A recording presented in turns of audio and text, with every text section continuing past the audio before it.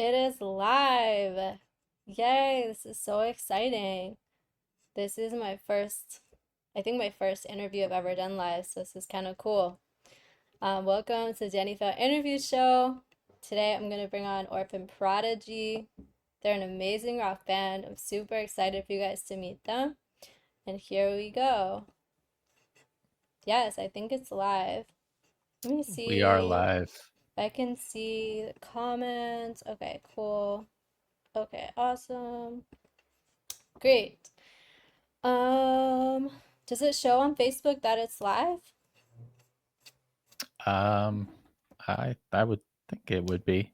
If it's going to your page, It then says it there's a should be check, live. so it should be working. Yeah, as long as that's Cool. a good sign. I'll just have to keep checking the chat to see people are showing up. But I know it's like weird time, so all good. Okay, let's get started.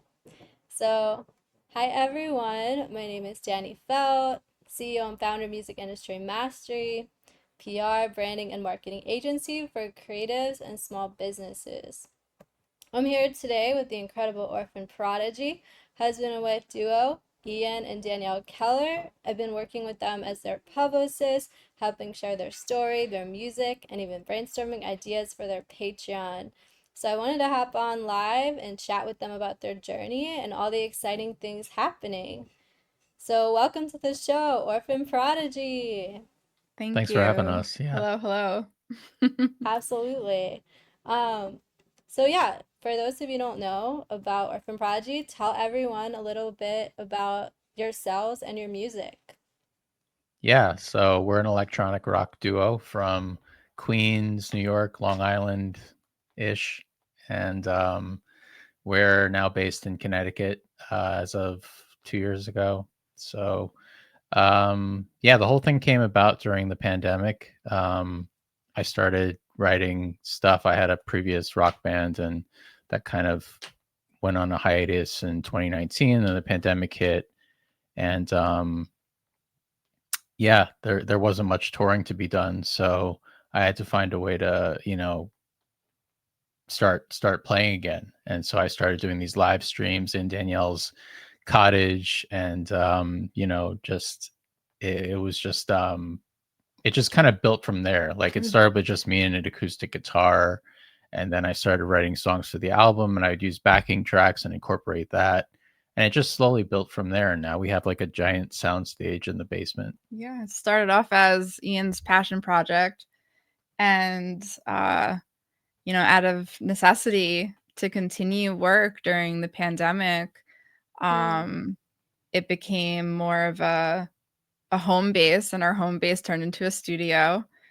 And I've been helping sort of in the background doing some things. And one day he's like, "Why don't we just bring you up front, put you in the band?" And I was like, "Okay, let's do it."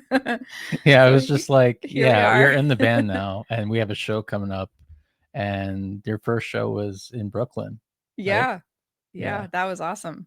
So, that's awesome. Shout out yeah. to New York. I know that's where we met, like New York. It was like so long ago. Yeah, I met you at some event, some like Was it my like book launch party?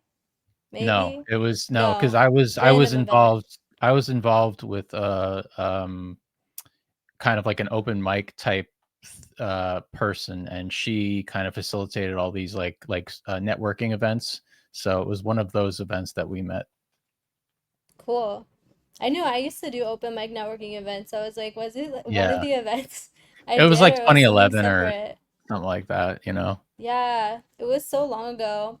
It's so funny how like you meet people like years ago and then you still like reconnect like years later. I've had that with so many Yeah. people, even in LA. Like there's all these people that I've met in New York and I'm like still in touch with to this day. So it's like the relationships are so important these days in the music industry and with just everything we do. So yeah, it's really cool.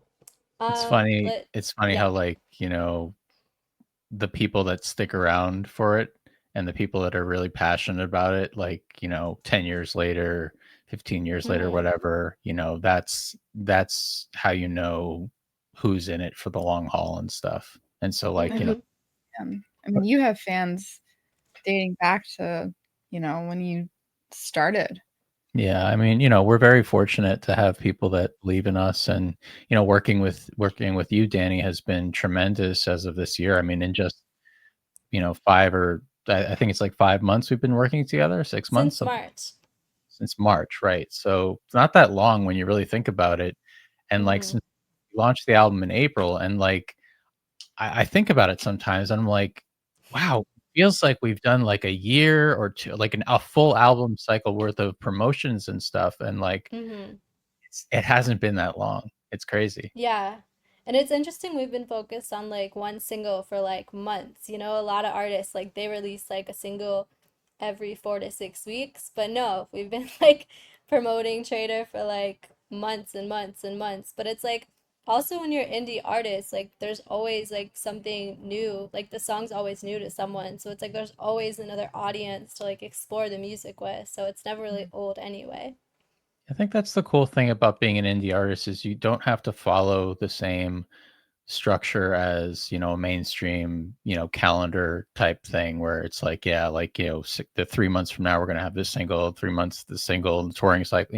It's a very different kind of way of operating, and I like that freedom. We push the material that is resonating with people, and like you said before, like it catches on. It might hit somebody in Europe 3 months later, or whatever.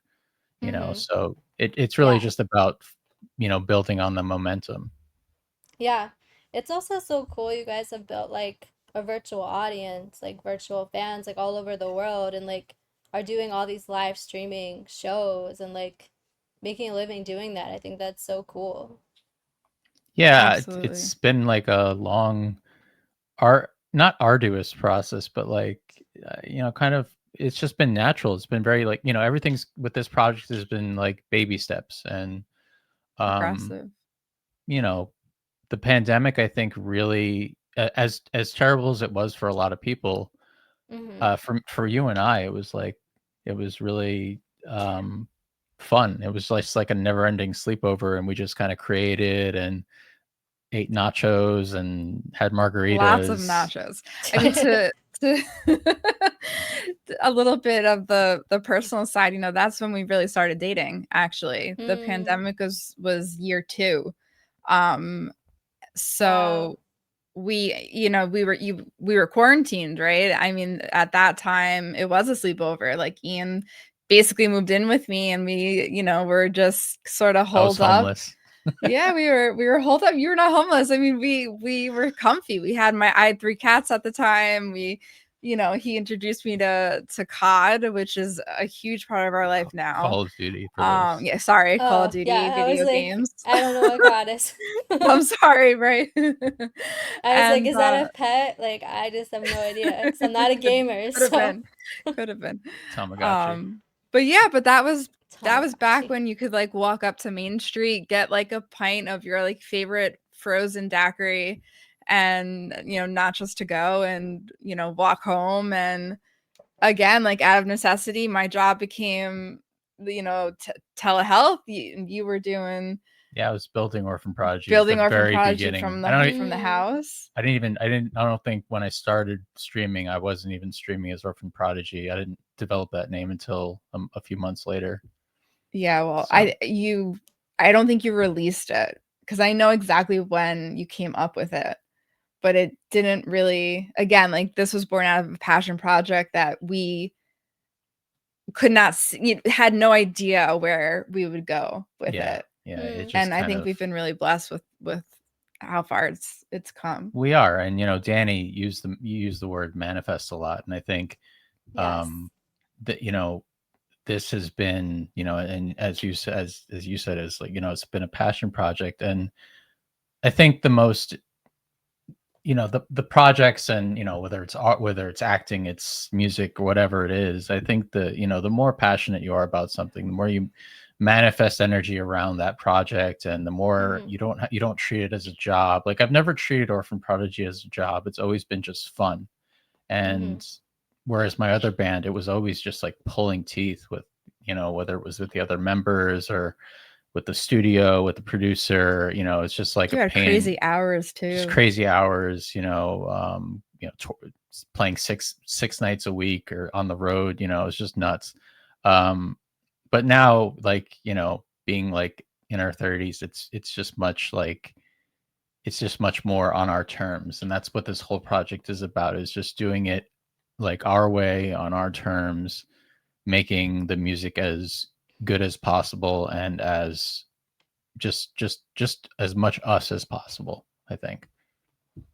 Yeah. I mean, it's so important with like being creative to do what aligns with you and to work with people that also align with you. And like, I think the best part about being like an indie artist is that you can just like have total creative freedom to do what you want, you know, like you choose your hours and you choose your rates and you choose what you want to do and you choose who you want your fans to be, and you know, of course you have to resonate with like who you are, but it's just all about alignment. Aligning It with the right is. team, aligning with the right people, aligning with the right vision, like all of that. Absolutely. I mean, alignment is the key word, I think. And I also think as an indie artist, there's a responsibility to push the boundaries of things. I think with Orphan Prodigy, you know, I really wanted to marry dance and rock, like Mm, really obviously. And yeah. it's been, you know, there's like bands like Franz Ferdinand, like very guitar driven bands that kind of go into that territory. Moby goes into that territory. Um, but but for me, like there's never been like a band that's really kind of just put like dance beats with like soundscape hard rock, you know. Mm-hmm. And I really wanted to do psychedelic, you know, rock, whatever. I really wanted to make an album that was like dance rock, and I Yeah. feel like we achieved that with this record. Oh yeah. It's very dance rock. It's so catchy. Like I love it. Like it also makes me think of like all the like emo pop bands I listened to in like high school and stuff. You know, it's like that passion. Like I feel like that's not as present these days with music or modern music. Like I just miss like the passion, and like in your music video for Trader, like there's just so much passion. You can like feel the emotions and like what you're saying, and like it's just so powerful and authentic and awesome. Yeah, that was a fun one to make. Danielle's been uh she's been there from day one with the video part of Mm. Orphan Prodigy. You know, she was there for Getaway, she was there for Trader, and then we have another single coming out called Deep Bass in November. And Oh, yeah, I don't know. I don't think we've had that conversation. I know, it's funny. but I'm just so used to Trader. yeah, I used to Trader, but yeah, no, it's funny because when we're editing the videos, because Danielle wasn't in the first two, but we brought the footage back. She was there on set and she was there like saying this, you know, she's very omnipresent in the room, very fly on the wall, and saying, no, that has to be redone, or like, I'm not shy to she's not voice my That's good. opinion. no, like Artists the need editing. that. They Like need that. I dread editing videos because she's always right, and like there are some times where you can't go back and reshoot things, and it's just like you have to work with what you have. But like she's not shy to say like no, like no, fuck that, that's awful, and like Or get the like you'll make an edit, right? And then like you ask for the edit and it comes back and like something else is something different. else is like missing that was there and you're like, "Wait a minute. Like why is that gone? That was part of it. What happened there?" Yeah, So it's The been fun. For me it's been fun. This is like my first exposure ever, my first and only exposure to, you know, this industry. wow. So I get to live vicariously, you know, through Ian and now being a part of Orphan Prodigy. I think, you know, like we said, it's just made sense for me to kind of come to the forefront with it. But I've grown up around music. I mean, music's been like something I don't know how to describe it. Like my father was a deadhead.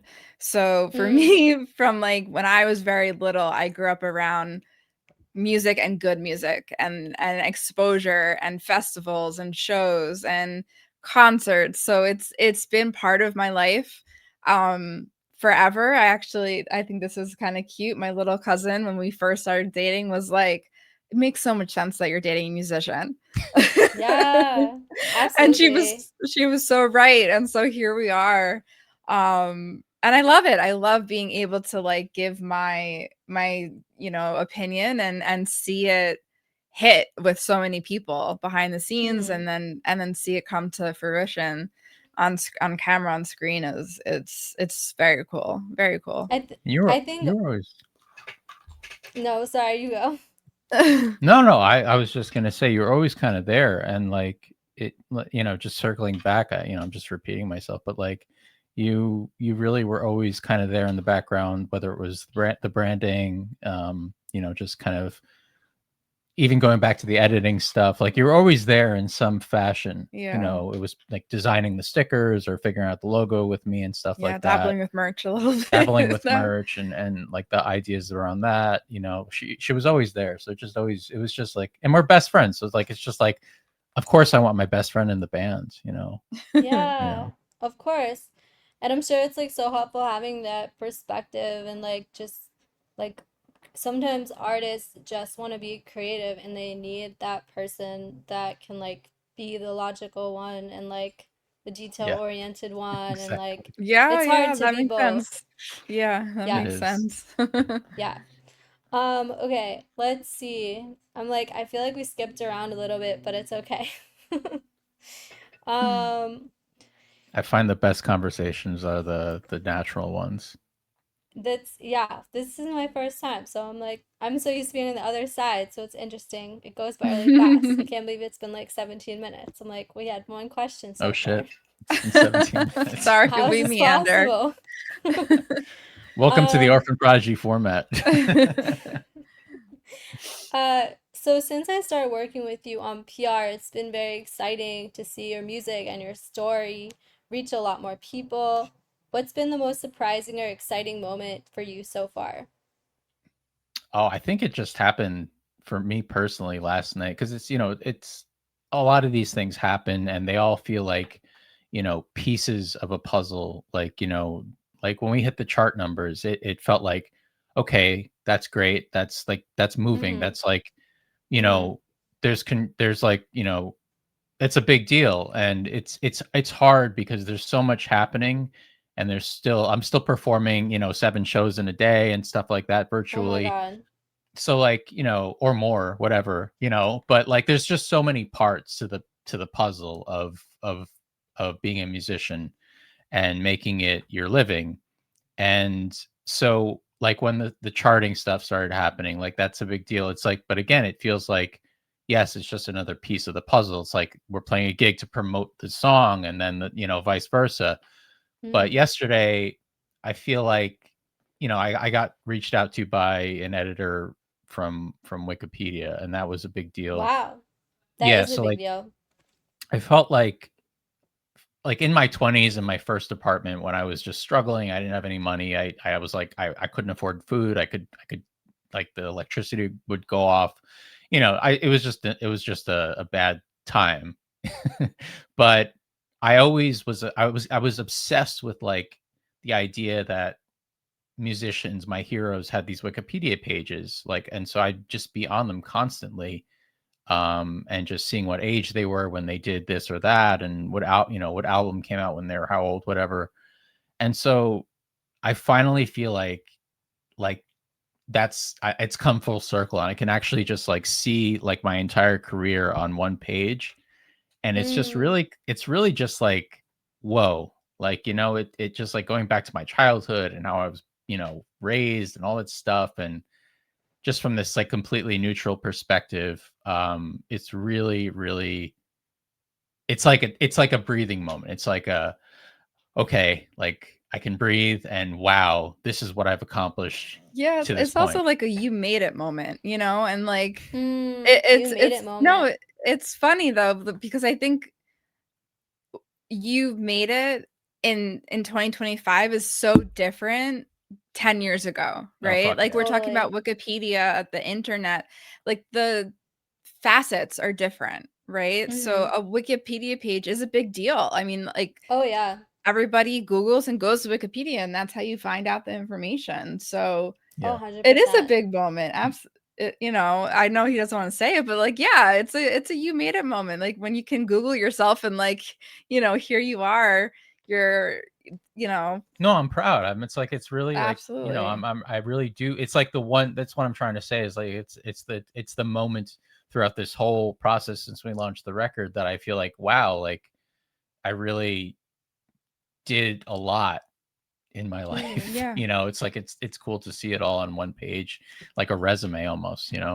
I also Yeah. think like since we've, you know, been working with you, Danny, too, like these last 6 months, and I think what you were saying earlier, like they feel so long because that we've squished so much stuff Yeah. into these last 6 months. We've Yeah. done so much and we've grown so Mm. much over these just by working with you and all this exposure that we've gotten and climbing the charts. I mean, like all this is like really big and it's been It's hard to fit it into your brain at times. It's right. hard to understand the scope of it all. But yeah, like Danielle said, I mean, working with you has been tremendous, and squeezing so much content through the interviews, through the podcast, through Mhm. the, just through all the opportunities that, the charting, just everything. Like every day there's another article or a playlist or, whatever. It's just been so, it's gotten to the point where I can't keep track of it, and she can't keep track of it. We can't keep track of it. And it's just like, okay, Danny, I you gotta just take care of it for us, because I swear I wanted to keep like a bind like I grew up in this era where I like tangible things, right? Oh I wanted to yeah. keep a binder of all the interviews and I'm like, I can't keep up.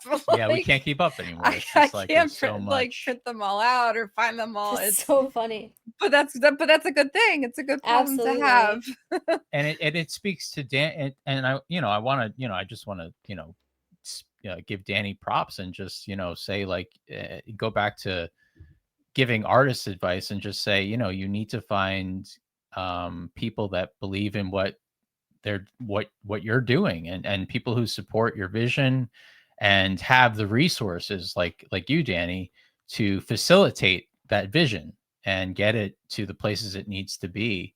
And without that, I mean, you could have the greatest song in the world or the greatest album in the world or whatever, but without the right help and the right support, the right people, the right publicist, it could be dead in the water. Thank you guys so much. That's so nice of you guys. I love working with you guys too because you guys are such easy clients to work with. we try. It We makes try it to keep so much, everything calm. like I always say, like I want to work with artists that are really talented, but also like do the work.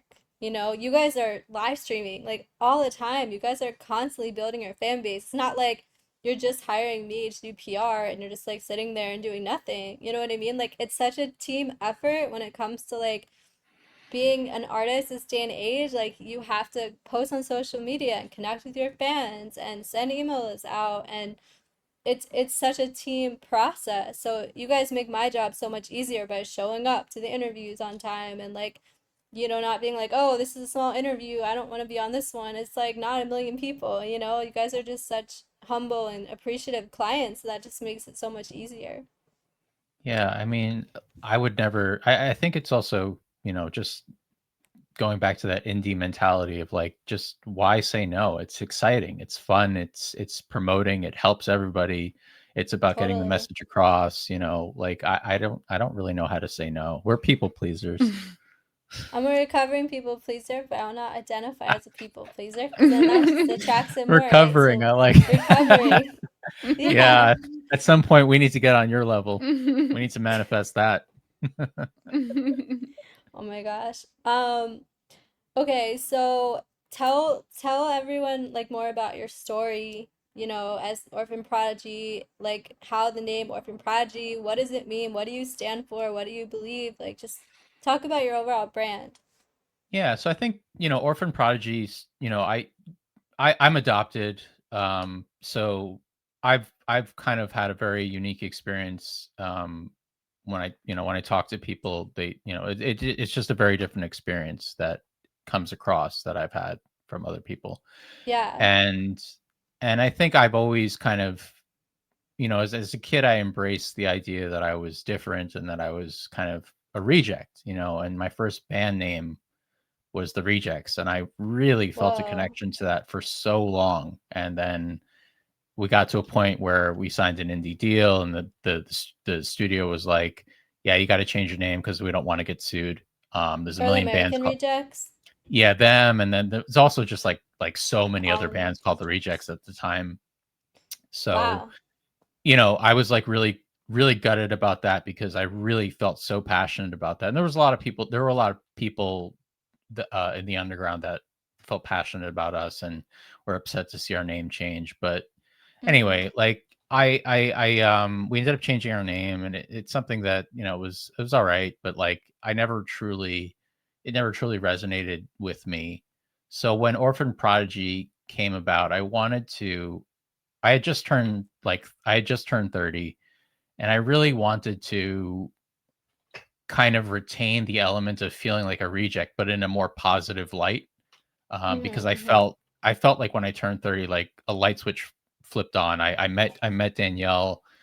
Everything just kind of clicked. I felt better about myself. I had just kind of come out of this agoraphobic phase where I couldn't leave my apartment and stuff. So I just felt on top of the world, but I still felt like I should represent my humble beginnings of feeling different, feeling like a reject, Mm.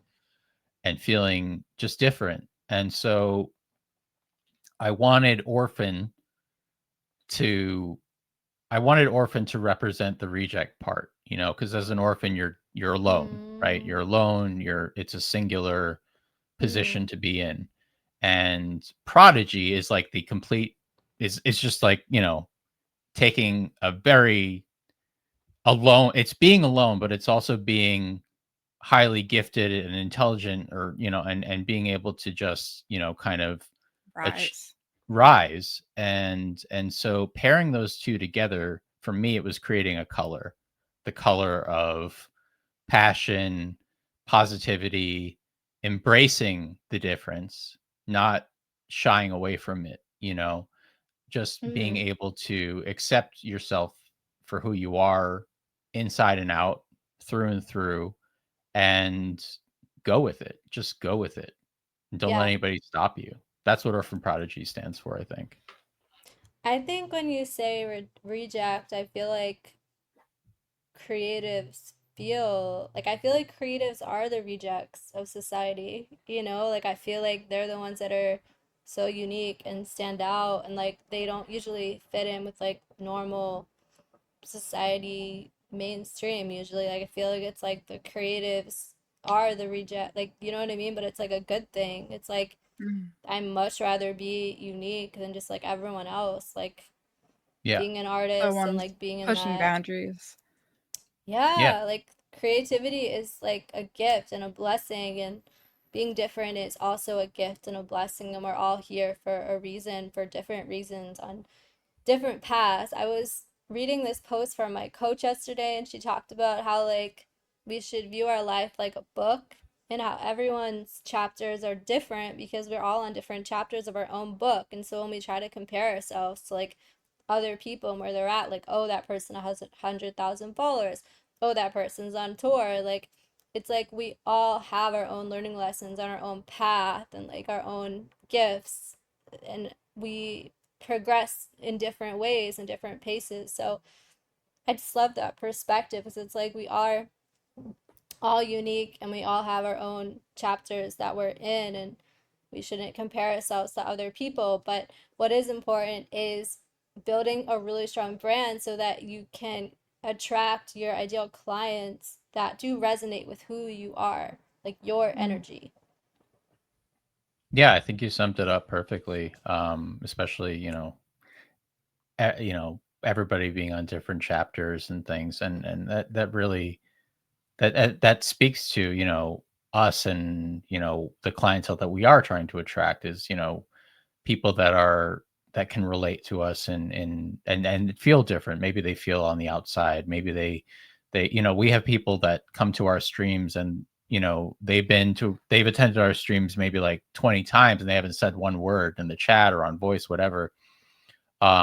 But then one day they'll type something and and it's kind of like a revelation for them, Yeah. and Mm-hmm. it's a victory for them. And we're just happy to be able to be the platform to allow that to happen. Mhm. And that's a really cool thing to see in real time. Somebody just kind of watching us, hanging out with us, and then they type something and then somebody responds to them and they get all excited and they come back and they're all, it just builds confidence. Yeah. And it's I all think this about that. yeah. Sorry. No. I think this also ties into like our mental health side too and the support that we have for mental health. I think, you know, um, everybody is different and unique and that should be celebrated, right? I think if you're the same as the other person, like if you think about that, if we had a entire world or society and we were all the same, it would be so boring. So boring. Um, and so we are, here you are, everyone is Mm-hmm. different and unique, and that's fun and exciting. Totally. And, I just hope that we can help people embrace that, learn Mm-hmm. to embrace who they are. Um, and, if our music helps people become more centered and more in one with themselves, then we're doing good We're things. doing our job. That's such a beautiful thing. And like I feel like musicians are like also, I know I said rejects, but also like I meant just like unique, right?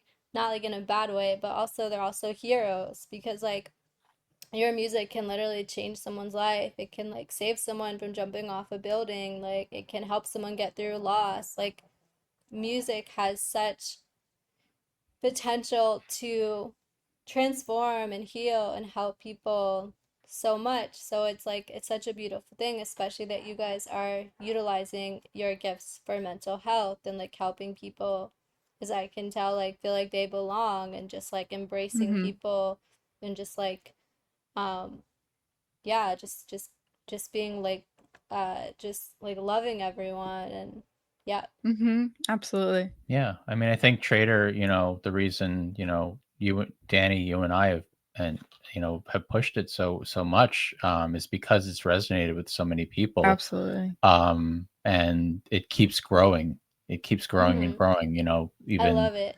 Yeah. just the reception to it has been incredible. And, the fact that people have found their own meaning with it, it speaks to what you're saying about kind of, resonating with the clientele you want to attract. And it's not Mm-hmm. even intentional. It's not like I wrote that song saying like I want to attract me. I wrote that song because I was feeling shitty, you know what I mean? Like, so Mm-hmm. um It was but an outlet. and now people are kind of like taking that on as an outlet for themselves and finding their own meaning in it, which is great. Oh yeah. I think the best songs do that where people can like interpret it their own way and it helps them however they want to perceive it. I think that's the beautiful thing about music in general. Would you say like um working with me in PR and stuff has helped you guys with like engagement? Have you seen a difference in like your fans being engaged with you or new followers or like what are some things you've seen happen since just to give people an idea of what can happen when you do take PR seriously and you do start being more visible and building your story. Yeah, I think the immediate effects are just, excuse me, just, having articles and stuff and being in the press and doing these podcasts and things. You're opening yourself up to a much broader audience, and you Mm-hmm. need that to grow your numbers on social media. You need that to create hardcore fans. You need, because ultimately at the end of the day, you'd rather have I'd much rather have 20 hardcore fans than, 100 bots, um Totally. Well, and bots and that's don't the buy your merch or show up to your bots don't shows. No, they're not real people, and I meant bots as in I was being derogatory. I was just using bots as a term for, like fans that are kind of like come and go or whatever. But Oh, I like, thought you meant like bots. I'm um, like, well, bots don't really buy or merch, so. well, either or at this point. But yeah, I mean, that's the thing is like when you're working with somebody who knows what they're doing, who can put you in the right places and get you onto bigger platforms, that's when you start to see the numbers increase. That's when you start to see the views go up, the view counts go up, and it's Can just almost you start to see what's working yeah, too, for right? sure. Like again, like these last 6 months, we've been able to see which platforms, where to put our energy into, Mm-hmm. and where we're getting received from. And I think as a whole, that's really helped us to learn what Orphan Prodigy is all about, what our brand really is. Mm-hmm. I That's think true. that's That's a good point. really that's been the big I Realization, yeah, for us. We're getting to know ourselves better through this process, and Mm. what everybody wants from us and to give out. right. And we wouldn't have that if it wasn't for the work that we're doing with you Right, and Mm-hmm. exactly. all that So that you're saying affords. it's helped you kind of be able to analyze things more Yes. and kind of like Mhm. Yep. break down like what's working, what's not working, what platforms people are resonant on, what people engage with, what interviews people like, if they like watching you more on podcasts or interviews or playlists or whatever, things like Yeah. that. Yeah, exactly. I especially with the mental health thing, I think I didn't see that one coming at all. Oh, wow. You Cool. know, and you were booking me a lot of mental health stuff, and I was like, Mm-hmm. we did the first one. I was like, okay, this feels really good. Like it's just a natural conversation. I'm an open book anyway. I don't care what people know about me. Totally. And so yeah, that just kind of worked. Like, it's just like, and people like that. People like honesty Yeah. and being authentic, and just we're just like open books, like to a fault, I think. So No, I think that's a great thing, you know. Um, I also think, trying to remember what I was gonna say, but I can't remember at this second, so it's okay. I think something about confidence. I feel like your confidence has grown since we started working together. Like I feel like you're more confident like doing the interviews and just like being on podcasts, and like I feel like you're getting your story down more and more and more, and I was gonna yeah, sorry, you go.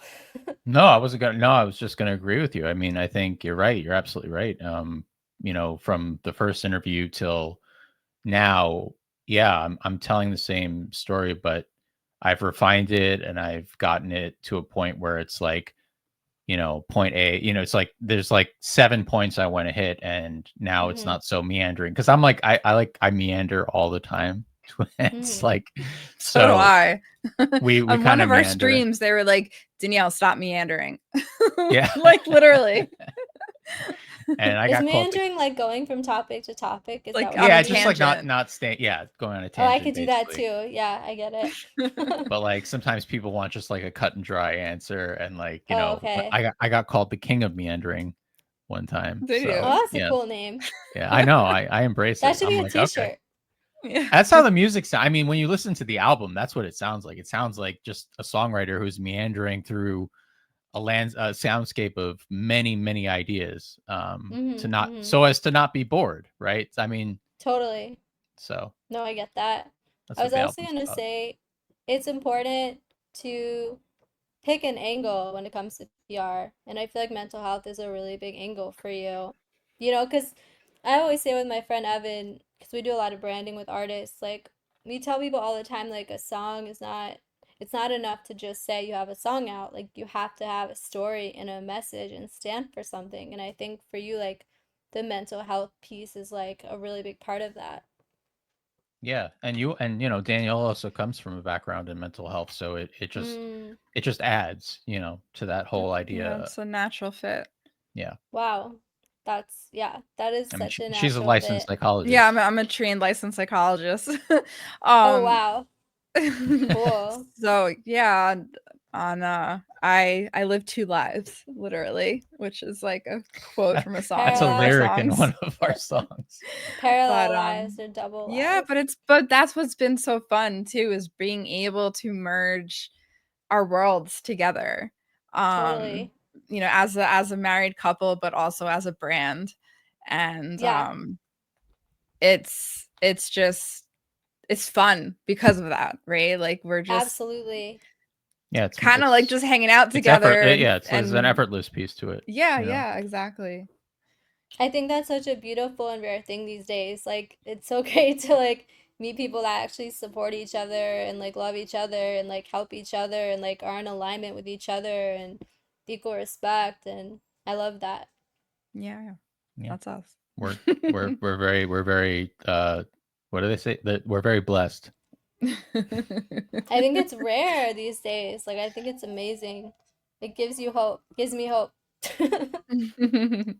Um, Also like speaking about brands, like I know that you're one of the strategies you're using is also like thinking about like what brands can connect with your music. So Oh. talk a little bit more about that too. Well, comfort, that was the thing. Yeah, our first partnership is with Comfort. It's an awesome company. The clothes, so it's a clothing company. Their main product was a sweatshirt and sweatpants set, and it's a little like it's like made very well. It's a little Weighted. weighted. So their like mission statement is all about mental health as well. So they're selling this set that it's for comfort, it's for Also, the nature of having weighted, like it's having like a it's for weighted blanket. wellness, You know, right? for Like when you put on like a weighted, it's like a weighted blanket, right, that we all know about. It's Mm-hmm. comforting. It Totally. actually resembles being in the womb, like being in that kind of like cradled Mm. position. Wow. So the brand has sweat sets, it has t-shirt sets, but everything is super comfortable, super soft. yeah, Um, we have like You should I wear uh, them have one of your interviews. I we should. I mean I have one of like every we every talked about type. doing a show Literally, and I have one of every type. I'm like That's cool. everything that they get, I get him in black, and he's like, just yeah, we're so developing yeah, yeah, all we have a saints lot and of comfort. comfort in Yeah, our house. So definitely in support of it. We love their mission. We love their stuff. We're also, currently waiting to hear back from a few different companies. We like to, we try to partner with lifestyle brands, right? Mm-hmm. Like Mm-hmm. ones that fit into our lifestyle. Rise. We did Totally. something for We Rise did something with mushroom Rise, coffee. which is like a mushroom coffee Oh yeah, yeah, yeah. company. I see their commercial all Um, the time. Yeah, like one of these hydration companies we're waiting to hear back from. Yeah, We use it daily, love it for like healthy electrolytes. electrolytes. Yeah. Um I what think else? the I think the Oh, fact yeah. that sorry. No. I'm like thinking at the same time. There's a brand that we love for dinner that Oh comes yeah. it comes cooked, Mhm. and it's Cool. healthy and it's protein dense because we're on also like a wellness journey ourselves. So we've reached out to them as well to partner.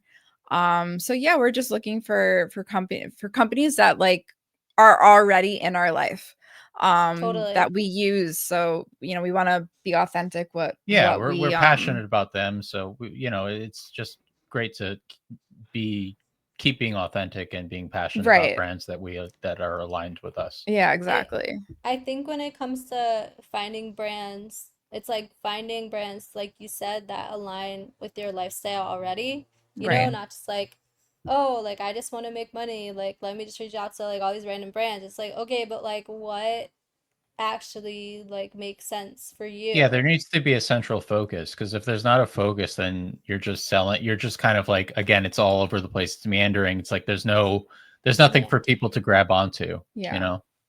Yeah. No, totally. I think that's really strategic about like the mental health clothing company and like the coffee and like I mean, wellness is like $1 billion industry, so you'll be able to find so many different brands, you know, that are into like the wellness space, whether it's like fitness clothing for like the gym, or like coffee companies, supplement companies, like they're buy all the biohacking tools, like it's never ending. So yeah, Yeah. that's an awesome niche. Let's talk a little bit about Patreon.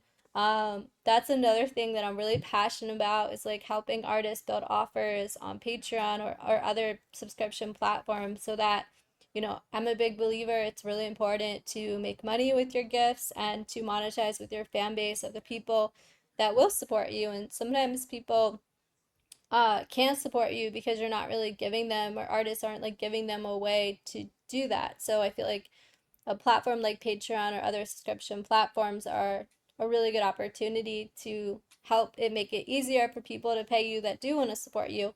If they can't come to your live stream, you know, maybe they're paying $5 a month for something. So, talk a little bit about what that process was like with me helping you with the Patreon brainstorming, and what your thoughts were, and yeah. Yeah, I mean, you had like 200 ideas off the bat, so it was Which I like, love, which by we the way, loved. because I've been trying to get him on Patreon forever. Yeah, no, she's been begging me to do Patreon. No So problem.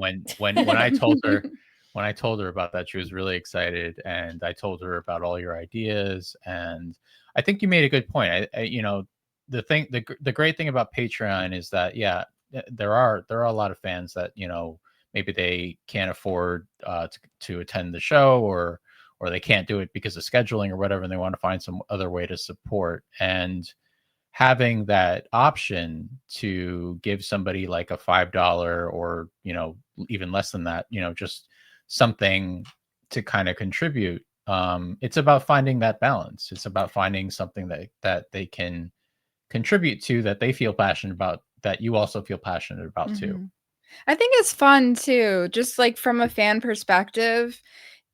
You know, if my favorite artist was doing something like that, it's a way to like stay in it with them, you Yeah, know, you and feel kind of VIP. stay in the know, right? Yeah, exactly. Like Totally. you become like a VIP fan, and you get all like the special stuff. Like I would totally have done that, you know, if growing up and like, you know, being around. I I don't know why I'm like relating it to like me when I was younger, because I feel like that's when I was like the most fangirl for like bands and Well, artists, yeah, I you think we know? all totally. were. Right. I Um, think also like not all our super fans are our best friends or our musicians, you know? Like sometimes I think we forget, because I feel like as musicians we kind of can take it for granted that we do music or that we know about live shows, but I feel like some of the big super fans like aren't even musicians at all. Like they just love your music, and I think sometimes people that aren't musicians can appreciate other people's music a lot more because they're not necessarily artists. So it's like those people might be your super fans. So it's not always even like your best friends or like people in the same genre as you know. No, you're absolutely right. I mean, some of my biggest supporters and fans have been people that haven't touched a guitar or haven't touched a piano. You know, the first person that believed in me, um, you know, like 10 years ago, he's like, well, why aren't you charging people to see you play? Why are you playing for free? And it was like a revelation for me, because I was like, you really think I can make money at this? Like, yeah.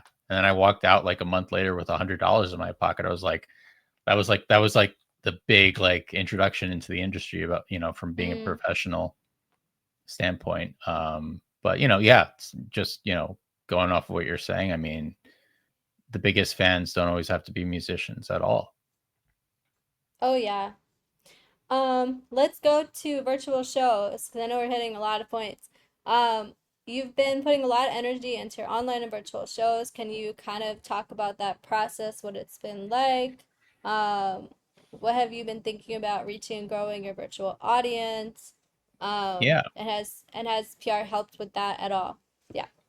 Yeah, I mean, the PR has definitely helped. First and foremost, just mentioning it in the articles, expanding the reach. You know, I got an email um, a couple of days ago from some random person in Germany, who was like, "Oh, I just read an article about you.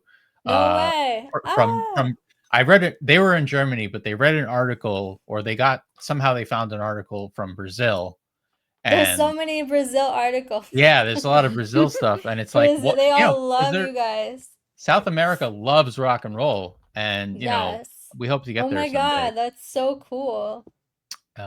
Yeah, no, it would be great to play in Brazil. Rock in Rio is just an amazing festival, but yeah. So what was the point? Virtual Oh, stuff. virtual shows. Yeah. So yeah, it really has helped because then they're like, oh, well, this guy puts on virtual shows. This band puts on virtual shows. Let me go Hmm. and attend the stream. Sure enough, that person was in the stream the next day. No So way. yeah, That's no, so no, cool. I kid you not, and it's just an amazing thing to see. Whoa. Just um, I think it gives fans an opportunity to also attend, right? Hmm. I mean, in-person shows there's nothing like them. It's a Totally. very awesome, it can be spiritual experience, right? Like being in person and Hmm. seeing your artist and play. But this virtual platform, which I have to say was born out of the pandemic, Hmm. um, the outreach is incredible, yeah, of the fan base, and I think it gives the fans who can't attend in person for whatever reason, whether it's financial or logistical or even like emotional and personal, right? It allows them to see you play live in the comfort of their own home. I mean, I think that's incredible. it is, and we're really working towards every couple of months we try and see what we can do better. Whether it's like getting more bandwidth so that the audio sounds better and more crispy, getting more Or just getting better setting up the mixes, stage, getting right? up the Like stage. The next big thing we want to do is incorporate like visuals and like green screen and like, Mm. just really have like album, visuals that are kind of like tie into the album artwork and stuff. So we Cool. have a bunch of ideas kind of in the background that we want to implement. It's different just, ways that I might come in. yeah, yeah. And it's just it's just a matter of execution and getting the time and building the new setup. And it's a lot of work because at the same time that we're thinking of these ideas, we still have a schedule to keep. We have a streaming schedule to keep with the live shows. We have a streaming schedule to keep with the gaming stuff, and we have a streaming schedule to keep with the podcast and the interviews and the Mhm. mental health stuff. So it's It's just also for in our home. it's also in our it's also in So our we home. have logistical stuff too in Yeah, our basement to figure out. our And you entire guys said you basement. do Yeah. 7 shows a day. How many shows a week? I I mean, back when we were on Long Island, It was every day, it was every day, and I was doing at maybe least 4 to 5 days a week, I was averaging probably about 6 to 8 or 8. 9 no, it was more like 8 or 9 shows per day. How long is each show? Yeah, so that's the thing. It varies in format. So sometimes it's like just me and an acoustic guitar for 3 songs or whatever on some radio I see. station or online station. Um, but then other times it's more, there's a whole like, virtual festival kind of scene that goes down, Wow. right? So there's like, hundreds, if not thousands of people attending the same stream, and watching artists kind of rotate the same way you would watch artists rotate on a stage at a festival. Wow. And it's a really cool and it's a really fun thing to do. It's kind of nerve wracking because a lot of You're, like, things can go wrong, but waiting for someone to end, so you jump in, and then yeah, you're yeah. ending and someone else jumps in. And It's really Oh, sometimes cool. so there's it's like like with other latency. artists too. Mhm. Yeah, yeah. And sometimes Wow. there's always a lot of technical hiccups. But now it's got, now that people have kind of understood how to do it and, figured out the format and figured out the equipment necessary and the bandwidth, right? Necessary, because there's never enough bandwidth. Um, so like right now, I think we're using the same camera that we use for the stream downstairs. But we always try to give like the best visuals possible. So we try to stream at 4K, 30 frames per second, which is like a pretty good resolution to stream at. That's Oh pretty yeah. crispy. 4K is really You could good. see our pores and stuff. So He's nerding out. Yeah, I tend to I geek out, you know. I'm a tech guy, so I like technology. So Oh, I was gonna ask you. So with these shows, so you do like 7 shows a day, like average, and then it's like at least 3 songs per show, and then it's like, how do people pay virtual tickets? Is it like yes. they So like buy we use tickets to a whole stream, or yeah, so we sell yeah, so it's by the show. You can get the tickets directly on our website at a unlisted link. You have to sign up to our mailing list to get it. Um, but once you do that, I believe you get like a code to an unlisted page that's on our website, and that's where there's just basically like a big play button, a black screen, and a play button. And so if we're having a show and you press the play button, the show will start, right? interesting? um, in real time. So it's really cool. I mean, essentially, you could pretty much catch us. We also do other packages, like I think there's like a 3 show a day package. So like if you miss one, you can kind of jump in and see another 3, depending. Um, there's a lot of benefits to it. Because we try to, we don't play the same set, the songs in the I was same gonna order, the ask same about time. that. Yeah, if it's like the same Um, songs each time, or it's like covers, or so right now we have 4 formats. 2 of them are the main set, and we sort of switch up the songs, maybe add one, take one away, that kind of thing. The other format is more of an acoustic format, where it's just me. And the fourth format is an acoustic format, but it's kind of more of an unplugged where it's with the band. So there's like drums and bass and acoustic guitar. So 4 formats total. wow, that's a lot. I mean, it's cool because it makes you think like for artists that don't want to tour, like this could be a really great viable option to like start getting into like the virtual live streaming game, Virtual you know? tours, essentially, yeah. Yeah. Mm-hmm. I mean, Yeah. I think I should also mention, I mean, coinciding with the mental health piece, I mean, there is a part, we do the hybrid model because, I personally do struggle with panic disorder. And that's also kind of part of why the hybrid model works for us so well, I think, because Mm, if it wasn't for having this ability to do the virtual stuff, we wouldn't be able to get ourselves out there as much, Yeah. mm, so it's a big deal for us to put a lot of effort into it and make it as good as possible and engaging as possible. absolutely.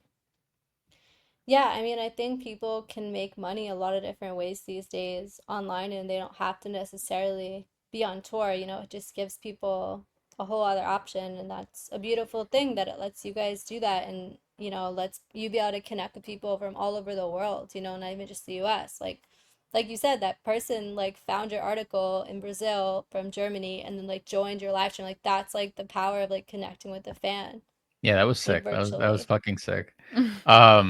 We have a sign Yeah. downstairs that says our keyhole. It's above like the keys to leave the house, and it's like it says we It let says let's home let's sweet stay let's home.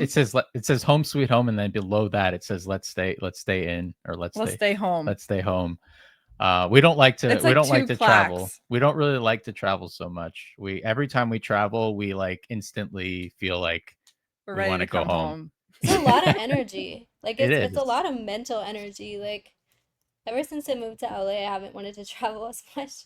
I've just been like I just like being here and not having to like travel as much. I don't know. Maybe I'm just being Yeah. lazy, but it's No, just No, like we're a home lot. buddies. Like We yeah.